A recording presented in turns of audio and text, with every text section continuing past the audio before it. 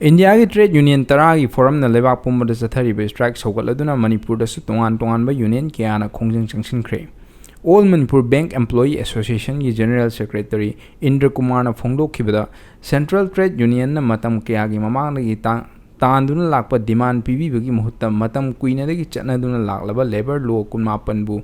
BJP na chingba lengak asina muthatlaga anauba labor code mari lauthorakliba asi yaba ngamloi haina fongdorakli. Manipur ki oinasu labor code mari asi repeal tawba PFRDA Act repeal tawba NPS or UPS scrap tawba amadi OPS restore tawba contract employees sing regularize tawba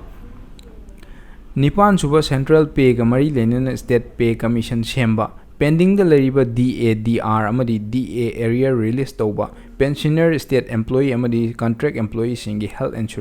insurance scheme yahon na chingba demand su yauri haiki